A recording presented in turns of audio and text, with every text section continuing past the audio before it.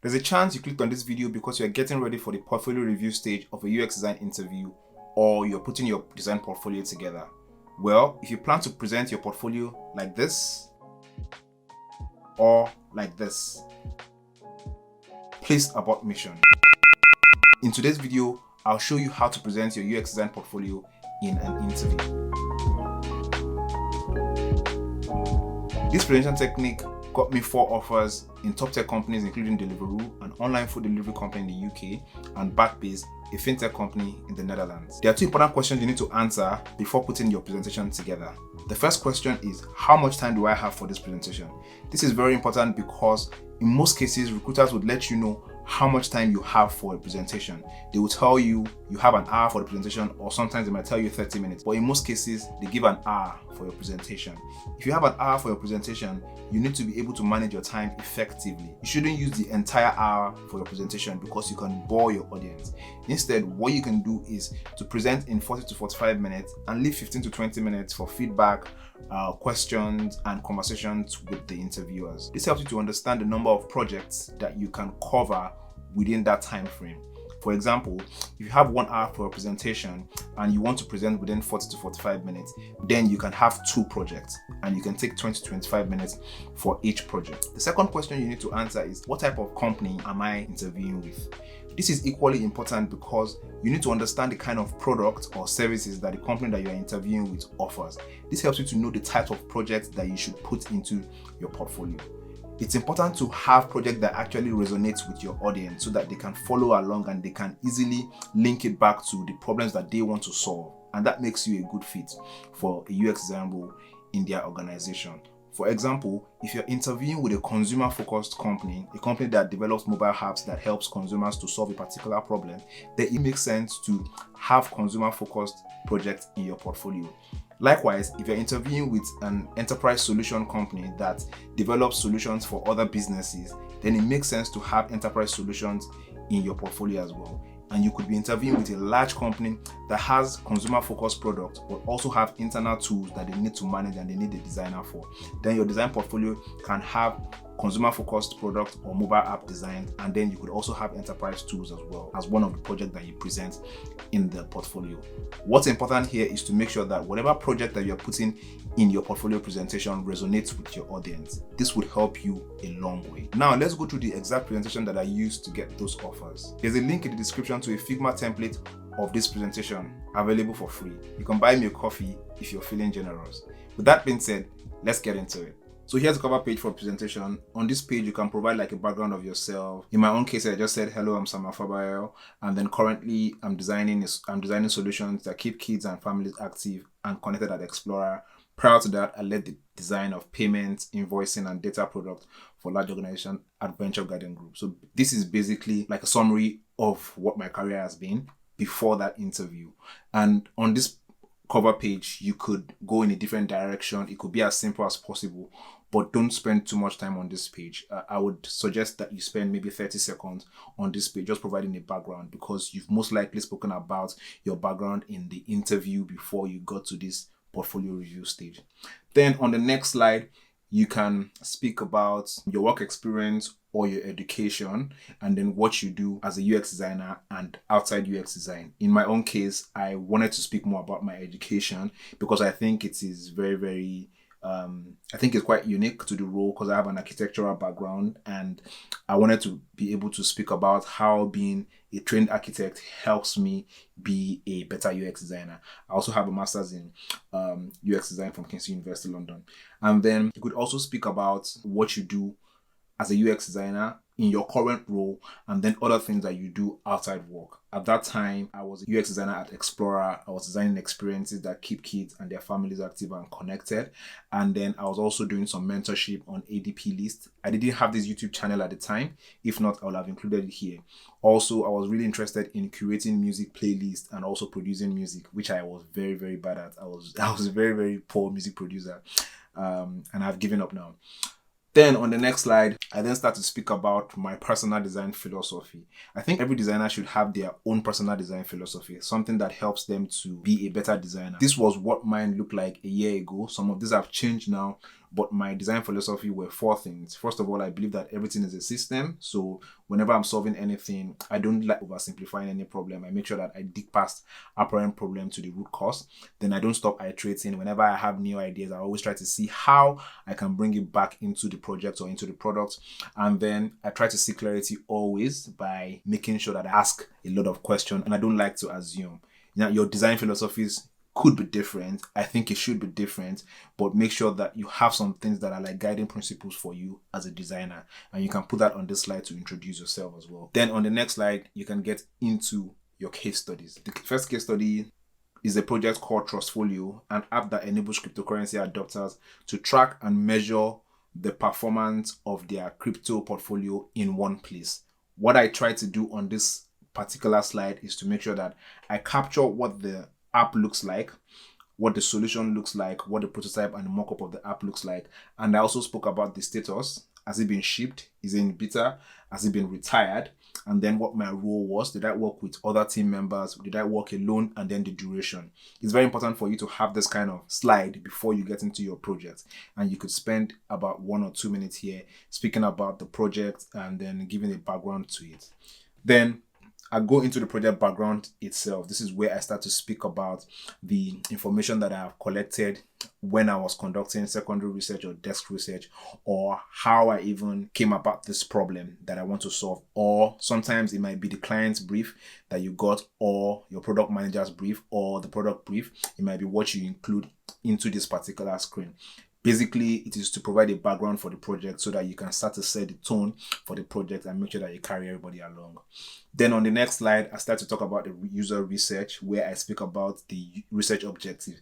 If interviewers do not see anything on this slide, at least they're able to see what the objective of your research is, which is how do users track their portfolio currently. And you want to be able to call out what your research objective is, because they understand that if you have a research objective, then you know what you're doing, you know what you're trying to find out in the research. Then in the next slide, I go into the user research analysis, basically the key findings from the user research analysis. What are the key things that I found out from there? One is the cryptocurrency pain point. The second one is mental models for portfolio tracking, basically how people track their portfolio today. The third one is the type of users that you have. Fourth one is other technology, which could also include competitors. The fifth one is exchanges and wallets, and then how people, and then holdings, basically how much cryptocurrency people hold in one exchange at a time. All these findings were gotten from user research, user interviews, and surveys. The next slide, I go into the personas that I was able to identify while working on this project, and then the journey maps for those user personas. Here, you want to spend a little bit of time to make them to understand the person or the people that you are actually designing this solution for, and the journey that they are likely to go through while they try to use your app, or how they even come to need the solution that you're developing. Then on the next slide, I start to get into ideation by understanding what the problem is and how we might solve that problem. I was able to identify 3 major problems here. The first problem is that cryptocurrency adopters can't track the performance of their portfolio across multiple exchanges. Second one is that users spend a lot of time tracking their portfolio manually. The third one is that when users can't track their portfolio, they tend to make bad investment decisions. And I speak about how I was able to come up with ideas that we could use to solve this problems using how might we questions. And the how might we questions were basically 3 questions. How might we save crypto users portfolio tracking time? How might we enable users make better crypto trading and investment choices? And then how might we keep users portfolio data safe and secure? Then on the next slide, I get into more ideation on how I was able to come up with ideas for this project using the Crazy 8 ideation technique. This is where I met other members of the team, and then we started to brainstorm together to sketch ideas that we can use to solve the problems that we've identified based on the answers to the how might we questions in the previous slide, right? Here, you start to identify some key features using this way of sketching. And here you could also spend some time to talk to the interviewers about how you've been able to use this Crazy 8 ideation to solve this problem. You're walking them through your problem solving technique and your skills as a problem solver. And then in the next slide, I spoke about the key features that I was able to identify from the ideation process. Here I have 9 features. If you want to introduce this kind of slide, it's always good to spend some time to speak about 1 or 2 important features here, just to make sure that you're carrying everybody along well. The next slide is the design principles for this particular project. This is something that I find very, very helpful personally in my own projects as a designer. Whenever I'm working on a project, I like to identify some key design principles that are like no-brainers for me, that helps me to move the project forward in the right direction. In this case, I was able to identify 3 key principles, and these are not just principles that I just made up from anywhere. It is based off what I had found out during the research. The key principles were: number 1, familiarity; number 2, productivity; and number 3, security. These principles are important because familiarity helps you to design an app that is familiar with users, so you're not exactly introducing new design patterns that is going to get users confused. Productivity is important because the main goal of developing this app is to ensure that you are able to save users' time, and you're able to make sure that users spend their time effectively by being able to track all their cryptocurrencies in one place, so they're not jumping from one app to the other.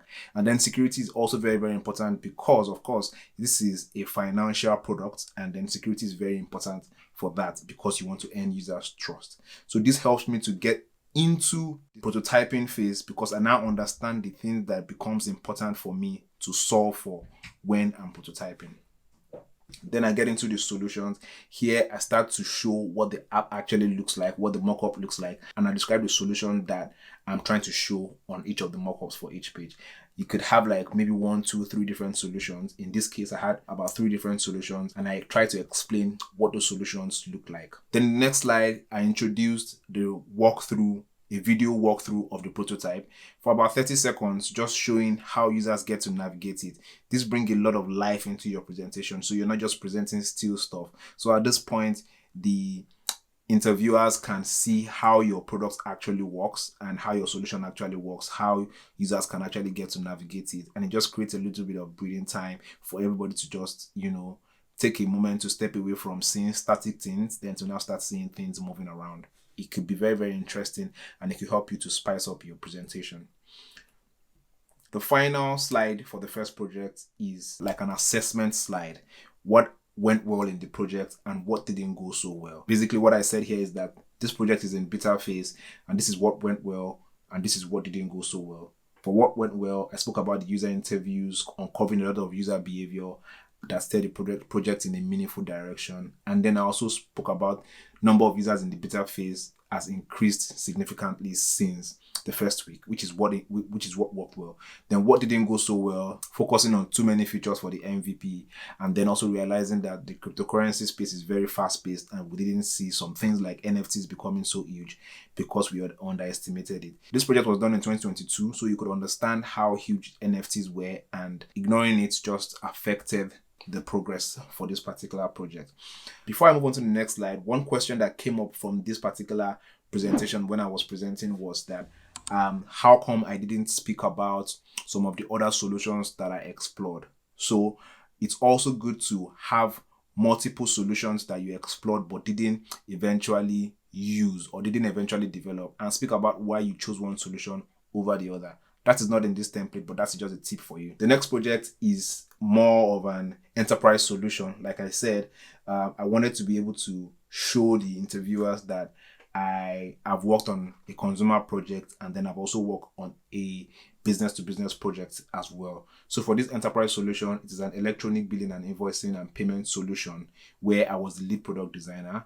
Again, it's important to show the status. The status of this project is that it has been shipped, and then the team as well. On this project, there was a product designer that took a more active role in actually designing, and my role here was making sure that the project is moving in the right direction, and then also making sure that we're making a lot of progress, and also making sure that all the design processes that we're supposed to follow in ensuring that we uncover all the user problems and solve for them, making sure that we follow all those processes. On this slide, talk about your role, how you were involved, and the things that you did in the project. Here again, speaking about the background, this particular project is an invoicing and payment solution that was designed to help large organizations with their invoicing needs.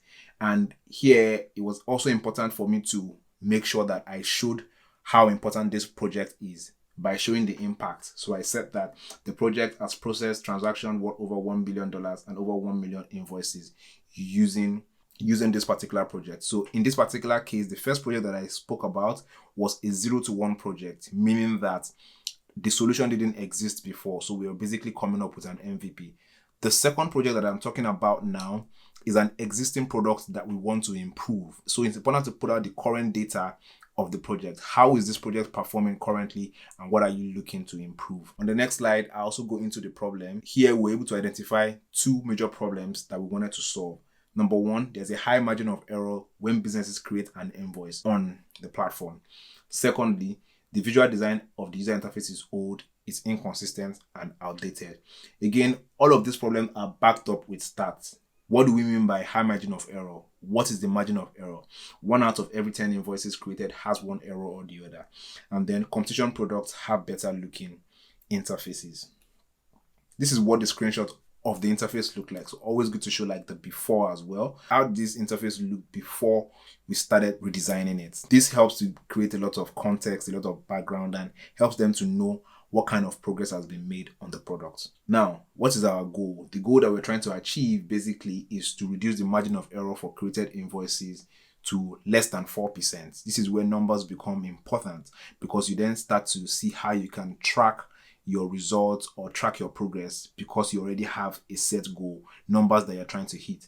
Now, in this particular case, we are trying to ensure that the margin of error is less than 4%, which means that not more than 3 invoices should have errors for every 10 invoices that are generated. And then we also wanted to redesign the interface with a smoother experience for users. On the next slide, we have the research questions, basically speaking about the questions that we asked during research, and then what users are saying about the product based on what we found out from the research. Here you can spend some time to speak about what you found out from your research. And here I spoke about why users are creating invoices with errors, because users can't preview invoices while entering invoice details, because invoices don't get reviewed before it's approved, because users don't get appropriate error feedback when entering invoice details, and then transaction categories are easily mixed up. Again, design principles. Similar to the first project, I have design principles for this as well. As you can see, the design principles for this project is different from the design principles for the other project, because they are different projects and because the insights from the research is different. Also, the problem that we are solving for is different. So here we are designing for accessibility, we are designing for efficiency, we want to keep it as simple as possible, and we wanted to provide feedback. Then in the next slide, I speak about the design system that helped us to redesign this product. One of the things that was important to do before embarking on a redesign was to have a design system. So in cases where you don't have a project that is dedicated to a design system in your portfolio, you could introduce this within any of the projects that you're presenting. So it makes the interviewers understand that you also understand how design systems work and why design systems are important and how to actually use them in a project. So in this particular case, a design system was developed for this project, and I also spoke about the design system, how we came about it, and how we were able to use it to design the product. Then go into the solutions. Here, I spoke about the solutions for creating and previewing invoices in live mode, which is basically being able to create an invoice and preview it at the same time, so you can know if you're making any errors, rather than just creating and then sending your invoice with errors. Then secondly, redesigning the entire dashboard so that the entire look and feel of the products is different, it looks newer and it looks fresher. And then thirdly, being able to add new customers easily when creating an invoice, rather than going through a long process of adding a new customer while creating a new invoice. Users can easily add new customers. And then to wrap this up, I spoke about the business impact of this project. When was it launched? It was launched in August 2020. And what were the major results that we got? The margin of error is less than 6%. We were not able to hit the goal of reducing the margin of error to 4%. But some things that worked out was that there was faster invoicing. The average time it took to create an invoice reduced by 33% from an average of 9 minutes to 6 minutes. And then lots of the users reported positive reviews. Clients and users gave very positive reviews about the user interface. They reported that the user interface is easier to use and it is familiar, which is one of the design principles that we wanted to go by. Now, for the very last slide, it's always good to introduce your final pitch, which is why do you want to join this company?